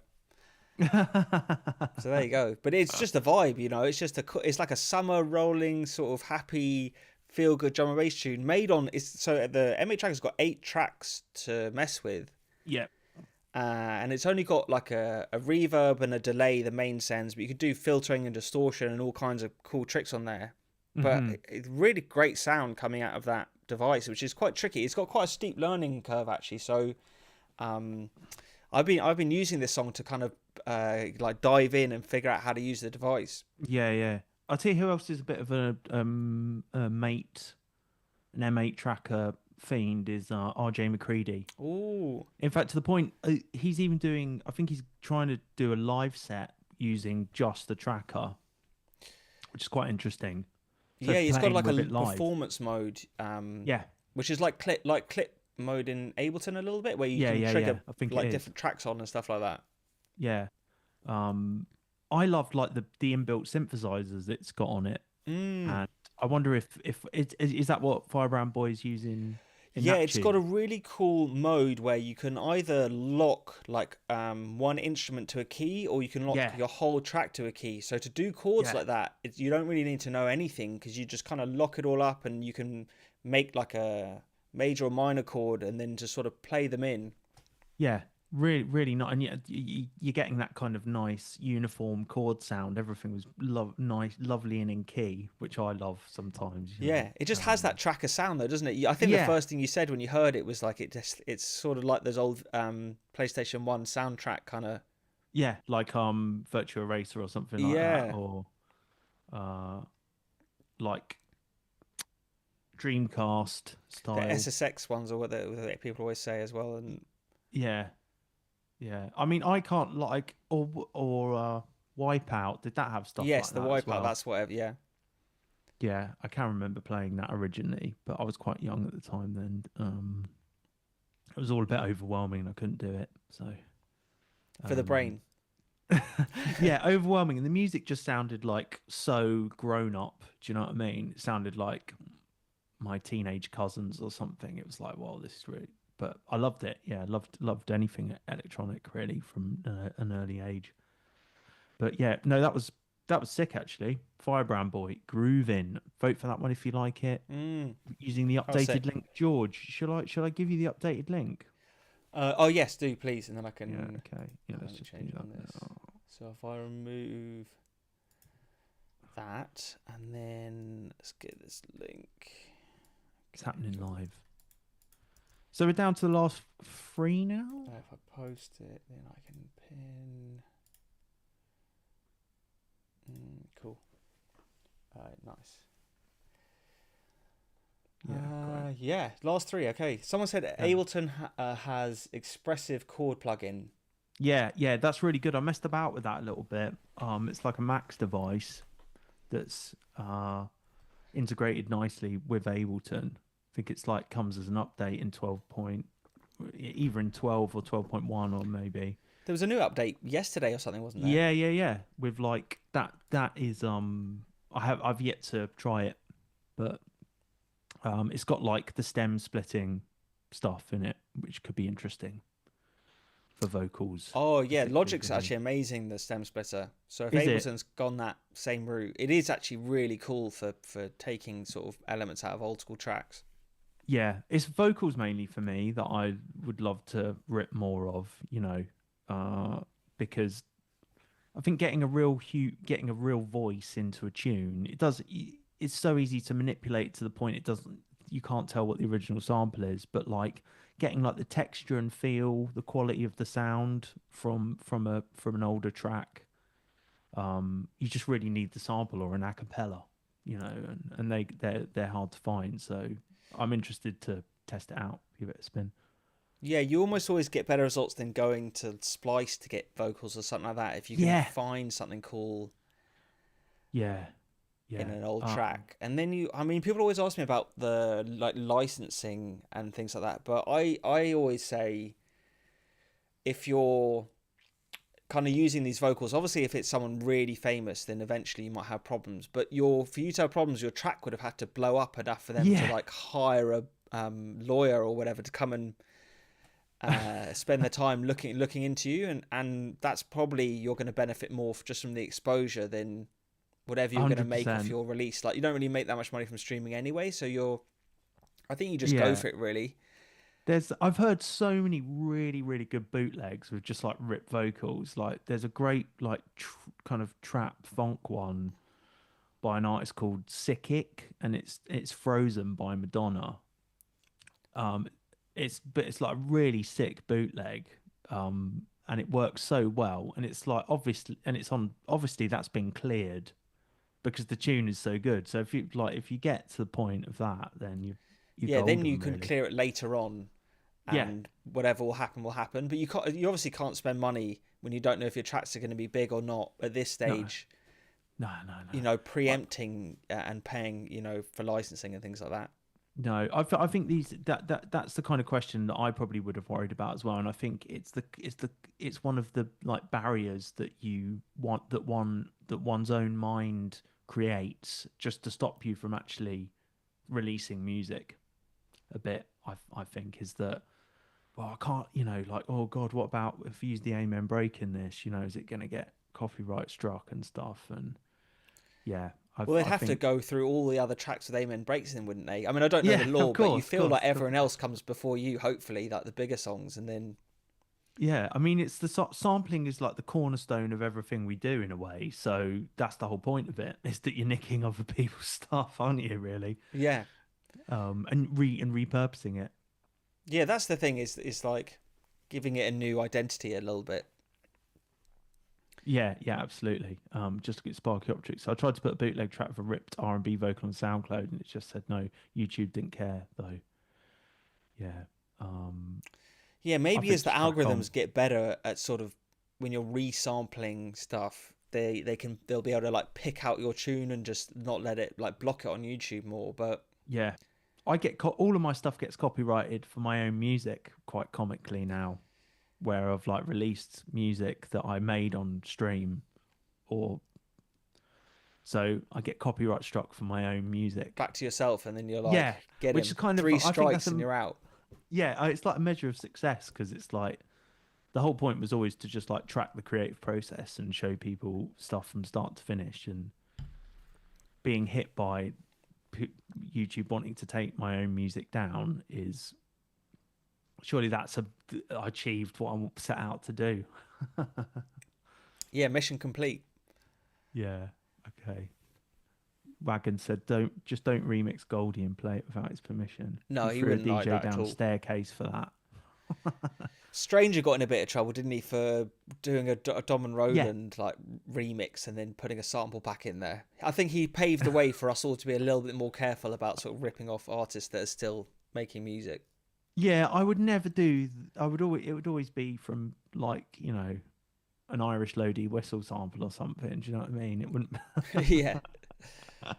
I wouldn't sample Goldie or Aphex Twin or Dom and Roland or something. Unless you do it really well. Like if your tune's good enough, everyone goes, okay, it's a banger, so you're fine. The rules are broken. But if you don't do it good enough, then you kind of insult their artistic whatever, you know. Yeah, like PFM and the Aphex sample. I never realised that. I saw that in your video, the PFM one you did. Yeah. It's got like a selected ambient work sample on it, isn't it?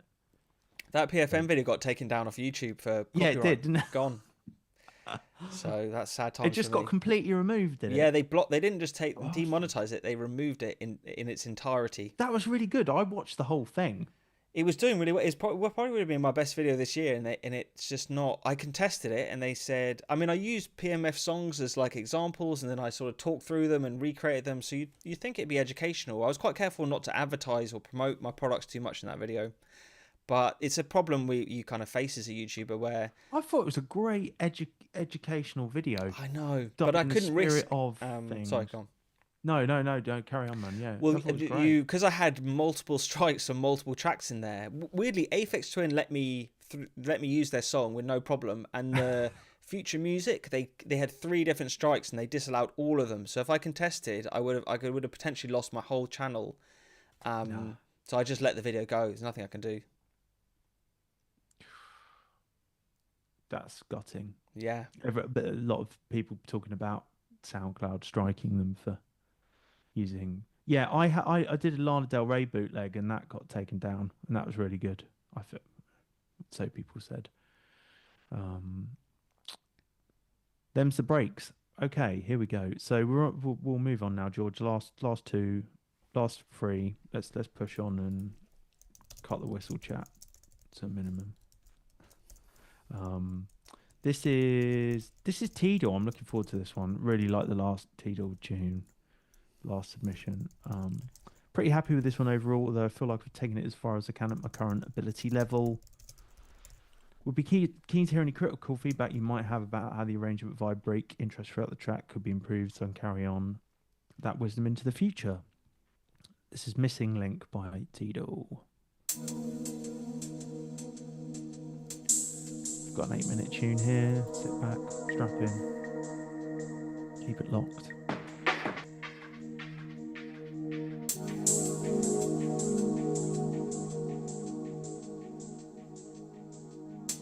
Thanks, Synergy on Twitch.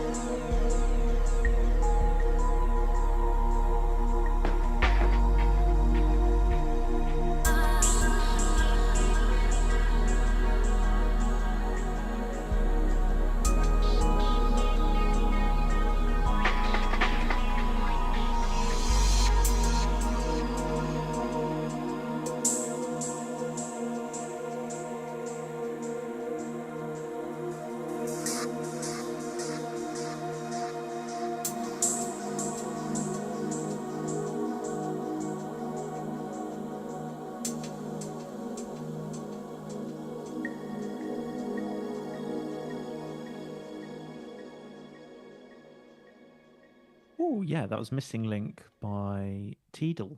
Wow, that was an 8-minute tune. You wouldn't even know. I No. couldn't even feel like it was an 8-minute tune. Yeah, I thought that was sick. Atmospheres, the pads were so good and like hypnotic in that. Yeah, absolutely. I loved the kind of crusty break with the bass and the the minimalism of it overall. I thought it was like it sounded full but not overcrowded, and like really nice, interesting contrast between the choice of sounds in there, like texture and stuff, and the kind of Rhodes, like the kind of electric piano sounds you would get, like the sine wave keys that were coming in later on, and just the effects and the vocal when the vocal came in. I thought that was masterful. It was there was that little sine lead, and then it was like the cool, and then the vocal response kind of made the whole track. And he was so sparse when they were brought into the tune, but they kind of brought the whole thing together. Yeah. 100%. Yeah, no, I think that was that was really good. I feel a bit out of it actually after hearing that, but yeah, it's the visuals as well kind of combine, and then yeah. It was a really great tune, and like not the drums were. That's the skill, is like getting that kind of cohesive rhythm where it's very repetitive, but then with little bits of interest coming in, and all the way through the track there were like slightly different fills and some reverses and like little tricks, which is like when you're arranging, you can't just copy sort of the same thing every now and again. Like a real drummer does slightly different fills every time. You have to emulate that kind of technique. Yeah, and the bit where the second drop, if you like, where the kick, like, and where everything kind of dropped out, the pads dropped out. I thought that was that was kind of like you mentioned that as a point of feedback for an earlier tune, George, but that was it in action, if you like, wasn't it? I think. Yeah, you always like when you listen to songs like this, you appreciate the use of silence so much in music like jungle and dance music, because they're quite powerful, kind of intense music, and so when you just strip back a few layers, it's always like a relief for the ear.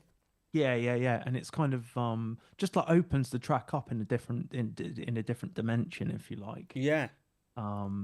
Really, really great work, tdel. And tdel said, big up both Groovin and Human Synthetics. I've learned a lot of tricks from both of you. Well, I think I did reckon that the chord, there's something in the chord. I'm sure I might have, that sounds like something I might have done, because he did say that was taken from something I was doing with like a chord progression. But what's the trick?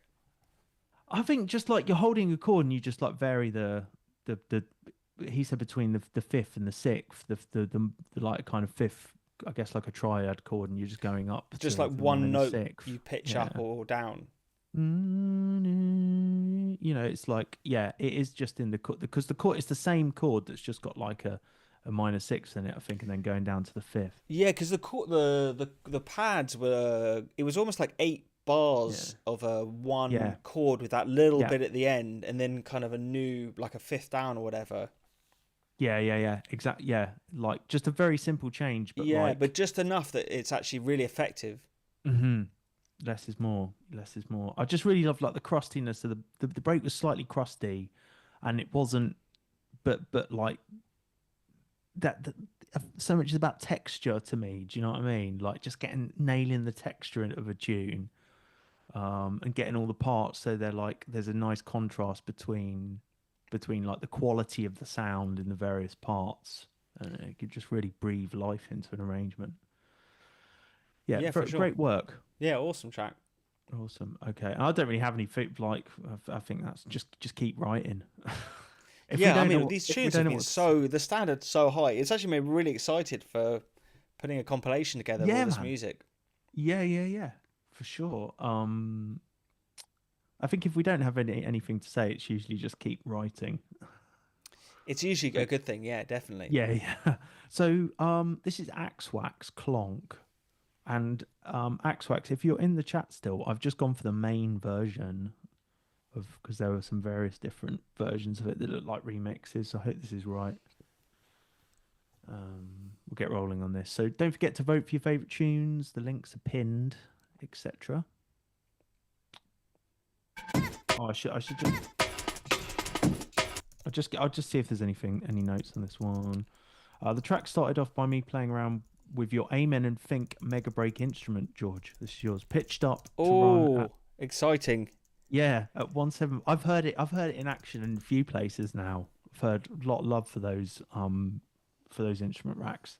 They're really fun to play with. I'm just trying to, I mean, there's so much of before you get to your break chopping, you have to do all this like processing and warping to your BPM, and like how are you going to go long slices or short, like all of that sort of nuance, and it actually just takes time away from producing. So I'm trying to just give people a really fun template to skip out all of the kind of tedious almost sound design and preparation, and just have like a ready to go instrument where all up and down the keyboard you basically have all of the chops of a drum break you want to use.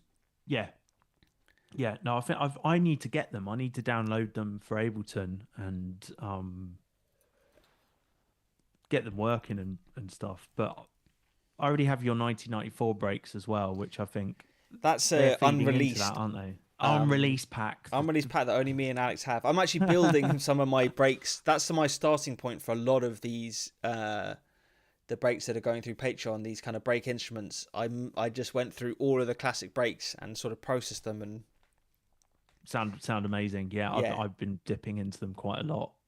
It might come out at some stage. I'm not sure what I'm going to do with it yet. It's just sitting on our 2 hard drives, and that's where it's going to be.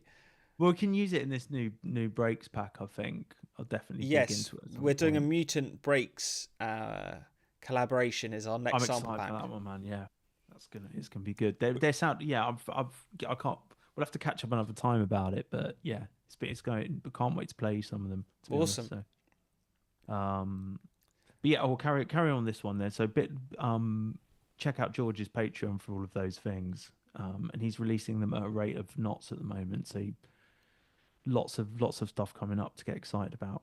Bubba pitched up to run at 174 BPM. The wooden clonk sound coming from Cherry Audio's Atomica synth and the main sub bass line, UJM's Subcraft. I then played Tune Ping Pong with Vancouver-based producer Socool and gradually refined the tune together until she eventually put on lots of ear candy touches. I also made a down-tempo version that I'm quite chuffed with, but as it has a lot less of that groovy G drum goodness, I went with the main version for my submission. Good, that's what we got. Whilst I have many production questions, especially about drum sequencing, I'm actually quite content with how this track turned out, given it's my first proper jungle D&B track. So I just wanted to show it off to people outside my little bubble. Thanks for those excellent mega instruments. They're a great starting point for tunes. The nice one, I'm George. excited for this one. Yeah, me too. Here we go. This is CLONK by AxWax.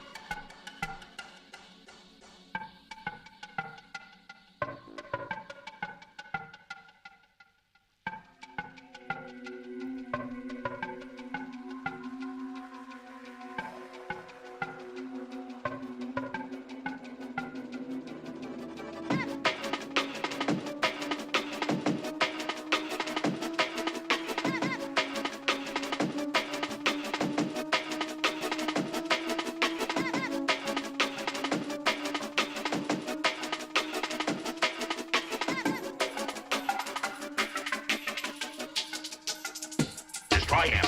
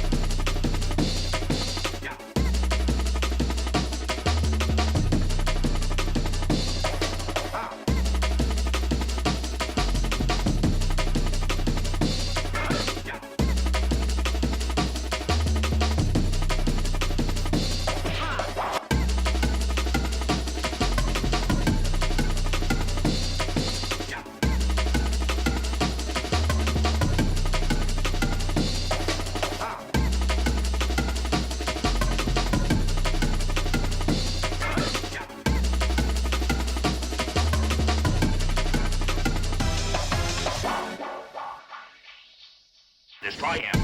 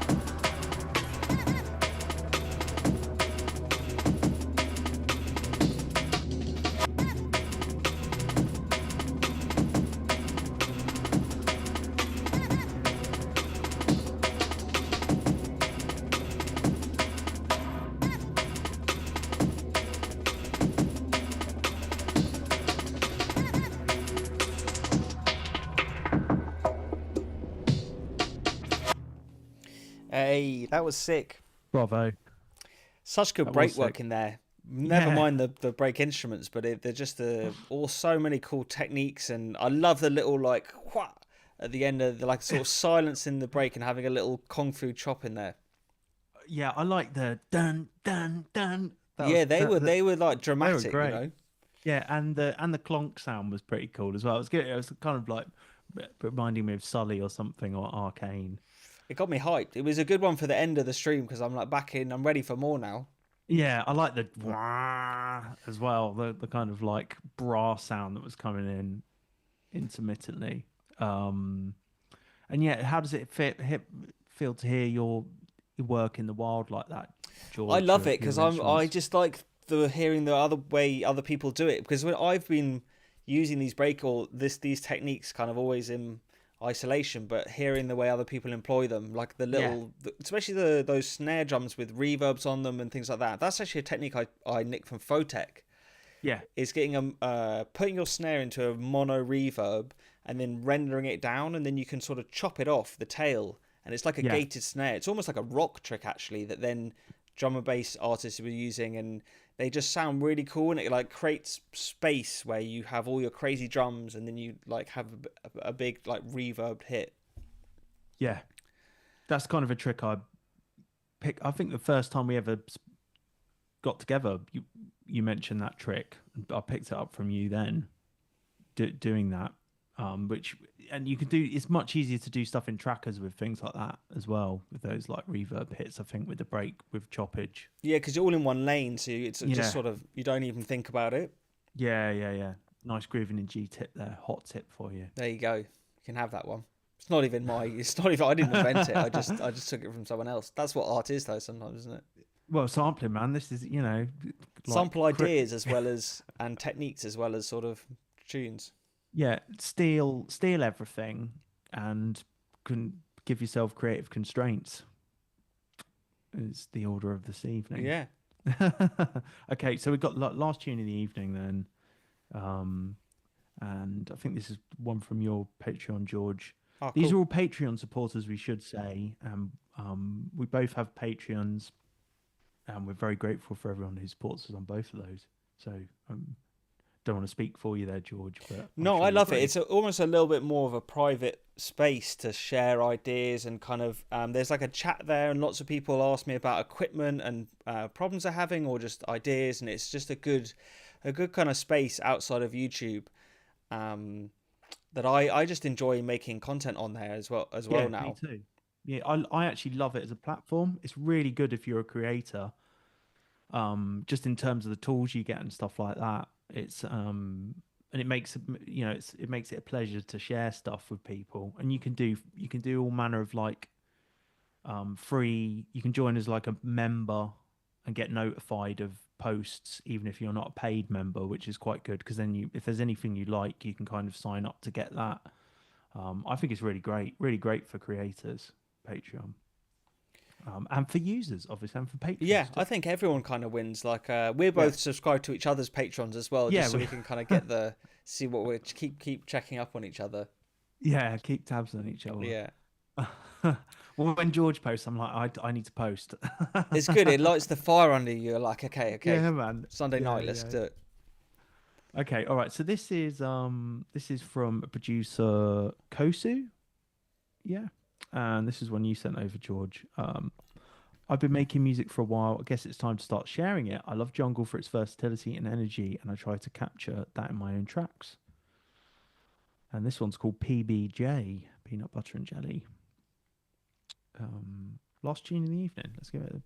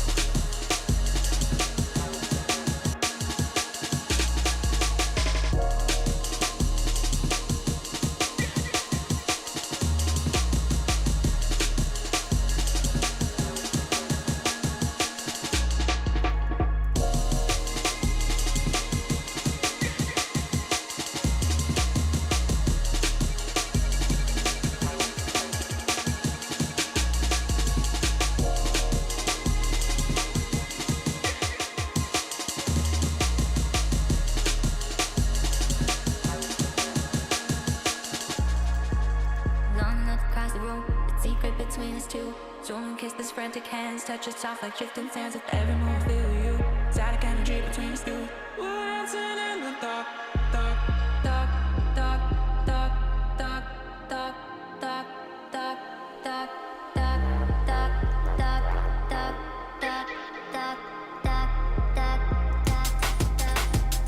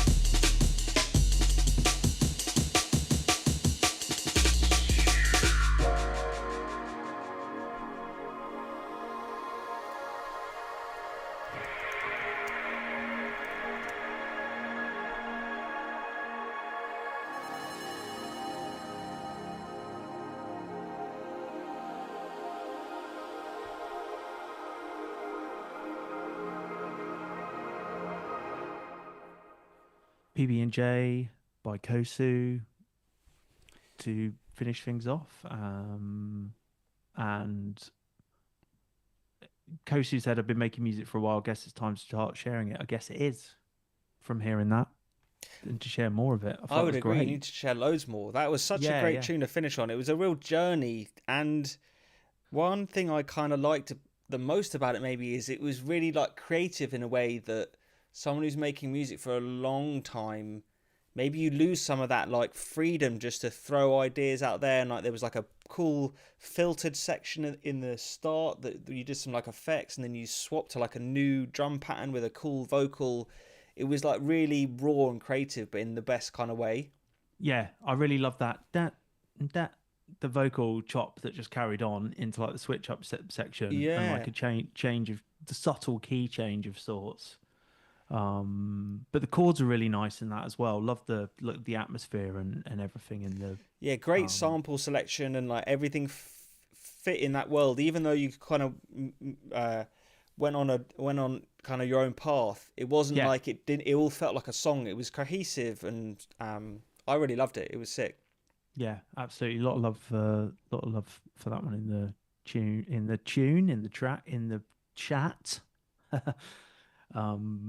Yeah, but some absolutely amazing track submissions tonight, George. We had such a good standard. It's like the bar Yeah. keeps getting raised every time we do these feedback streams. Yeah, absolutely. And I would say, if you're thinking of submitting one for like the next a track feedback stream in the future, that like that, but by no means should that be a preventative thing. Like submit wherever you're at. It's great to hear people's music of all levels, and wherever you're at in your musical journey, in your musical life. Whatever music you're making, really, within the electronic spectrum, we want to hear it all, really. Yeah, that's the thing. We understand so well, because we both teach people a little bit on the side, and doing YouTube. You just get there. Everyone's just at a different stage of their musical journey, and it's like there's potential in kind of everyone's music that I listen to. It's often about just like harnessing those things. Mm-hmm. Absolutely, yeah, absolutely. And like we're both going through the same thing constantly ourselves, and solving problems along the way, and going into creative rots as well, and feeling exactly what every other human being that does anything creative feels. Yeah. So one thing I maybe to finish on that I wrote about in this month in Patreon as well is I read a book at the start of the year on learning. And one of the biggest takeaways is that when learning's really hard and you overcome that obstacle and you push through, whether it's like finishing your first tune or getting through writer's block, that leads to a much greater understanding and kind of a deeper learning, a deeper mastery. And so if you're struggling with your music and your production, I find it quite comforting to know that the harder I struggle, the more kind of reward I'm going to get back once I push through those kind of barriers. Yeah. 100%. And you can feel very alone in that, I think, sometimes. And it's important to know that there are other people going through the same thing, which is part of the reason why doing stuff like this is really good, and part of why you should submit music to one in the future, and why you should share music with other producers and stuff, because whatever level you're at, everyone goes through these learning, experiences, these learning challenges, or stagnation for what, or not being sure of what to do next. Should I share my music? Should I release it? What do I do? And so forth. So join the community, come and put your music forward and stuff, and let other people hear it. Yeah, it's a good way of just like getting a sort of feedback in your brain almost, where you've like put all this effort into a song, and then just to put it out there, even on something like this, where you just get a little bit of like other people get to hear it, and you get to hear some people talk about it. I think that just helps you give it sort of more meaning and life to the creative work you're doing. Absolutely, because it's not really real until it's in front of people. Yeah. And then you see it from you see the whole thing from a different angle, and you need to let go of it, and you need to expose it to other people to then, in a way, get the best of the process. Yeah, but that was awesome. Thank you everyone. That was awesome. Tuning Yeah, in thank you and, everyone. we're definitely going to keep doing these probably every sort of 3 months or so. I think that's good, isn't it? Yeah. Yeah. Yeah, they're always so good. Every time I do one, I'm like, this is great. If I could do this next week and that. But like, yeah, no, it's good to have a little bit of time so people can work on tunes and prepare stuff for it. So I imagine in the new year, in the first quarter of 2026, we'll do another one, George. Don't you think? Yeah, we'll be back again. But I guess until then, Merry Christmas, everyone. Happy New Year's. Yeah, we're saying it. Merry Christmas and a Happy New Year and Happy Thanksgiving. Is that today? It is it Thursday? Yeah, I think it is today. Yeah, Happy Thanksgiving. Maybe that's more appropriate. We'll leave Christmas for next month. Yeah, no, but and also like we'll leave the vote up. We'll make sure it's clear whether it's on our posting on our YouTube communities and on Patreon. We'll just make sure it's really clear, the signposting where you can go and vote for your favourite tune.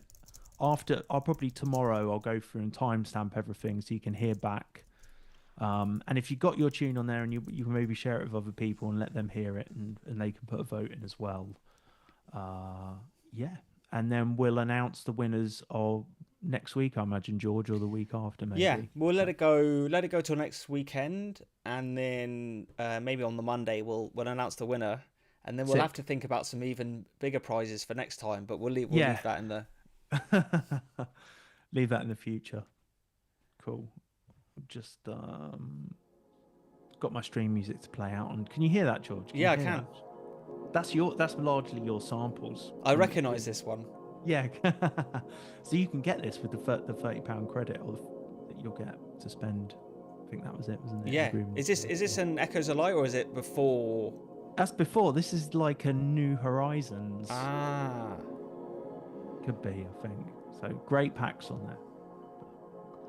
All right. Well, we will say good night and good evening, folks, or have a good day if you're wherever you are, and we'll see you online soon. Yeah, big ups everyone. Yeah, thanks for those who submitted tracks and everyone who stopped by. It's been great. Yeah, appreciate you all. Yeah. All right. Night. Adios. Adios.